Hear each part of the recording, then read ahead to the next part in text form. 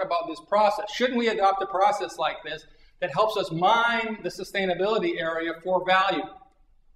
That's what we're saying. Yeah, that process is what we're really trying to sell, not so much sustainability itself. We have to communicate what that vision is, but ultimately what we want the company to do is this. Which means, you have to understand what opportunities and threats are. You have to understand what these trends are, right? Because if you don't understand that, you can't do this thing. And so, for example, opportunities and threats. Any different than the opportunities and threats you see in regular business SWOT analysis, strengths, weaknesses, opportunities, threats, right? It's the same old stuff, Legal, financial, reputational, competitive. The interesting thing about this list here and these opportunities, actually look at these opportunities. Does that list look familiar? Opportunities list, where have we seen that before?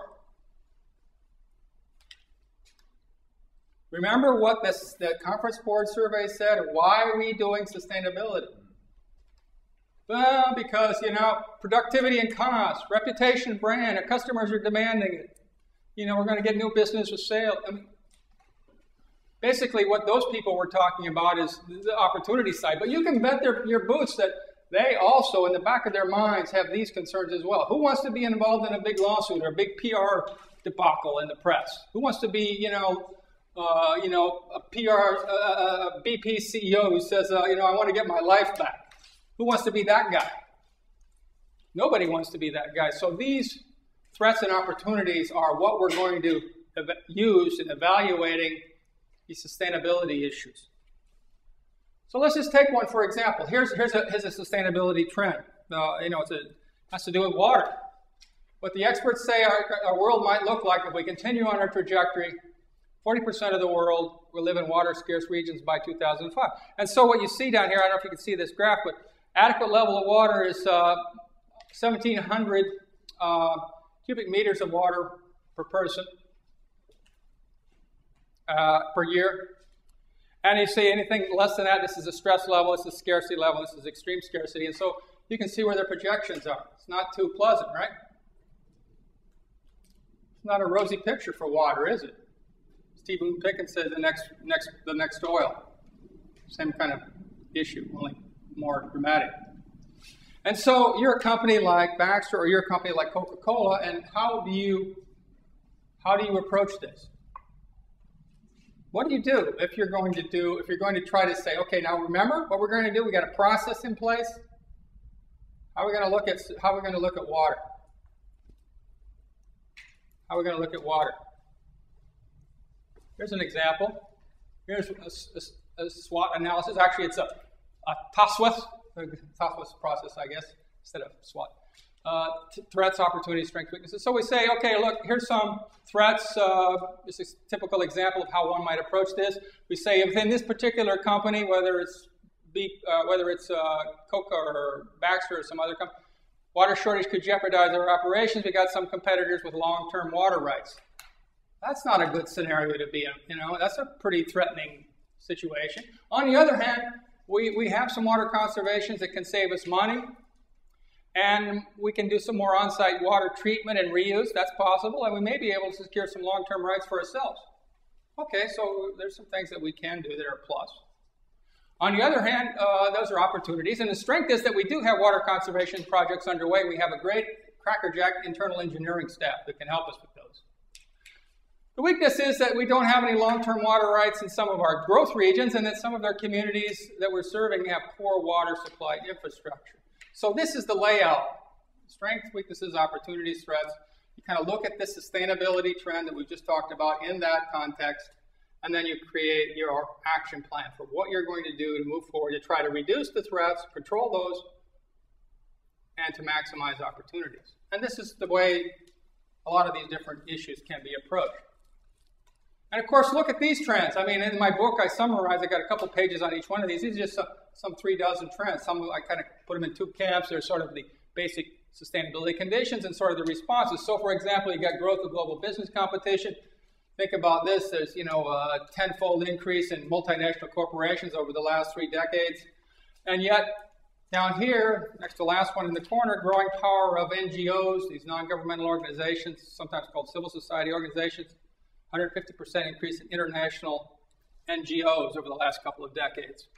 partly in response to this globalization of business, because that's where the actions are and so forth and so on, and communication, all tied to the digital communication and so forth. So there's some 36 different types of trends that for just starters. I mean, there could be others, but those are some of the major ones that I've picked.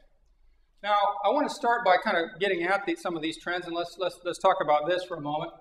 A little quiz. I mean, how many of you heard of St. Matthew's Island, this particular case? It's a real case. This is not an abstract theory. This is a real project undertaken. Right toward the end of World War II, a bunch of scientists got together and they decided they were going to put 29 reindeer on this Bering Sea island, St. Matthew's Island. And they had calculated out, looked at the vegetation, and the scientists had said, well, we think this island can support 2,300 reindeer, and we're going to see what happens. So this is, again, 1944. 1953, they come back. How many reindeer do you think they find? How many say 5? 42? 1350. Anybody going for 3,000? 1350. So here we go. Okay, that was 7 years later. It went from 29 up to 1350. That's pretty impressive. It's still within the range, Scientists was projected 2,300, so we're still on track. Now they come forward, a few more years. So now it's 19 years later. They go back and they do another survey. How many for 42? Nobody's taking 42 now. Okay. 1350. Nobody's, okay, some sort of 3,000? Couple? 6,000. Wow. Oh. There you go. Pays off sometimes. So what happened? Did the scientists we should fire all these scientists, I guess, right?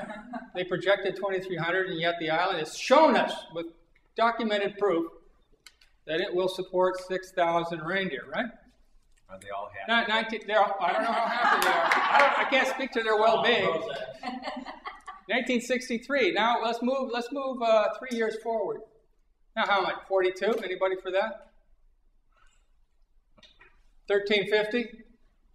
Nobody take 3,000? 6,000? Oh. 3 years later. I was waiting for the hundreds to show up. There's no wolves, there's no humans, what happened? Can't sustain. Well, what did they do? What did the reindeer do? They ate all vegetation, I guess. Yeah, but they were eating vegetation before, but what happened this time?